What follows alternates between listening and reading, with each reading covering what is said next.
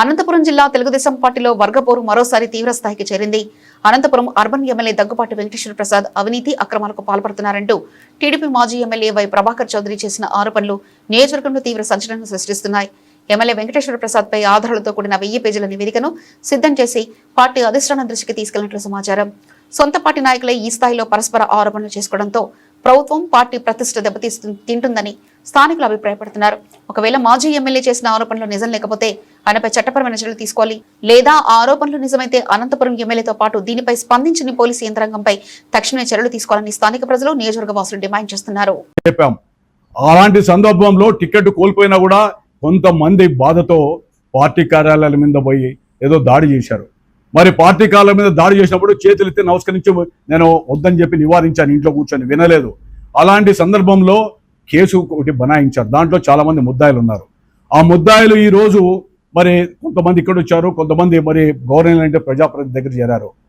అలాంటి ఓలో సంబంధం లేనటువంటి ఒడ్డే మురళి అనేటువంటి వ్యక్తిని పదే పదే అతనికి ఆపాదిస్తూ, నాకు ఆపాదిస్తూ ఆ యొక్క పార్టీ కార్యాలయం మీద దాడిలో ఉన్నాడని.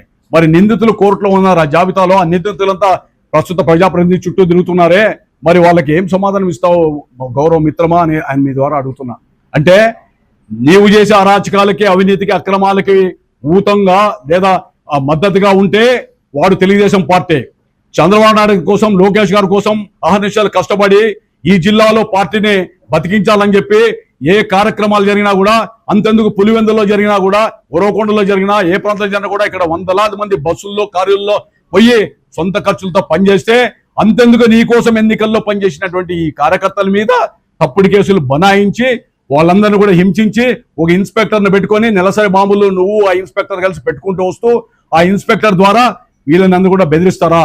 ఆయన ఇన్స్పెక్టర్ గారిని అడుగుతున్నా, మీరు ఎవరి కింద పనిచేస్తున్నారు? ప్రజలు మీకు జీతం ఇస్తా అంటే ప్రజల కోసం పనిచేయండి. గంజాయి జరుగుతూ ఉంది, ఆ గంజాయిని నివారించండి. ఎస్పీ గారికి, డిఐజీ గారికి లోబడి పనిచేయండి, ప్రభుత్వానికి లోబడి పనిచేయండి.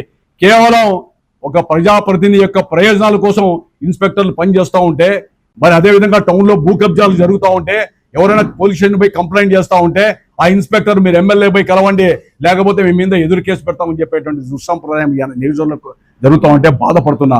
మొన్నటికి మొన్న గిల్లాస స్కూల్ దగ్గర రాజు అని చెప్పి ఓ టీ బంక్ అతను బంకు పెట్టుకొని ఉంటే అతన్ని పిలిపించి ఇదే శాసనసభ్యుడు కాళ్లతో బూట్లతో 3 టౌన్ ఇన్స్పెక్టర్ ముందర చితక బాధితే ఈ రోజు కూడా అడిగే నాతుడు ఈ నగరంలో లేకపోవడం నిజంగా బాధాకరంగా ఉంది.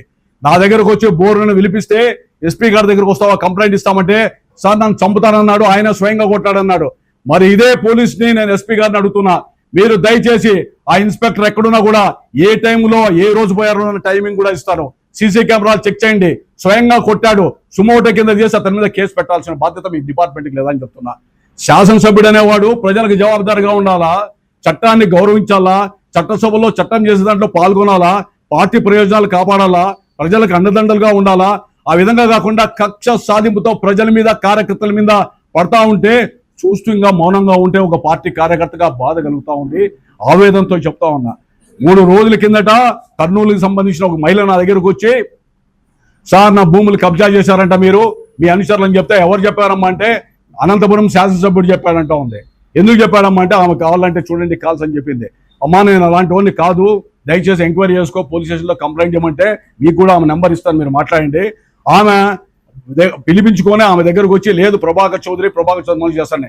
1 సంవత్సరం ముఖ్యమంత్రి గారిని, లోకేష్ బాబు గారిని, పార్టీ హైకమాండ్ని కూడా ఈ నగరంలో జరిగే భూ కబ్జాలు ఆయన మనుషులని, ఈ నగరంలో జరిగేటువంటి విషయాల్లో తనకి ఏమాత్రం సంబంధం లేదని, వాళ్ళు ఎవరో చిన్నపిల్లలు కొత్త వాళ్ళు చేశారని, అనుభవం లేదని చెప్పి బుకాయించి అసత్య ప్రచారాలు చేసి అభూత కల్పనలు కల్పించి పబ్బం గడుపుకున్నా నువ్వు ఈ రోజు నీకంటూ ఒక ఆత్మ ఉంటే సాక్ష్యాధారాలతో సహా ఇవన్నీ కూడా విత్ డాక్యుమెంటరీ ఎవిడెన్స్ చూపిస్తున్నా.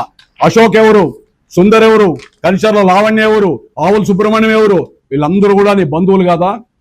ఒక కేసులో ఒక కబ్జాలో ఒకరేమో ముద్దాయి, మళ్ళా ఇంకొక కేసులో కబ్జాదారుడు, ఇంకో దాంట్లో సాక్షి, ఆ సాక్షి ఇంకో ప్రాపర్టీ. కేవలం ఒక సామాజిక వర్గానికి సంబంధించిన వాళ్ళు మాత్రమే అనంతపురంలో 200 కోట్ల రూపాయల ఆస్తులు కాజేస్తే, ఈ బావమర్దులు నీ సంబంధించిన వ్యక్తులంతా చేస్తే నువ్వు పోలీసుకి లెటర్ రాసి యాక్షన్ తీసుకోమని ఎందుకు అడగడం లేదు? ఒక శాసనసభ్యుడిగా నీకు బాధ్యత లేదా?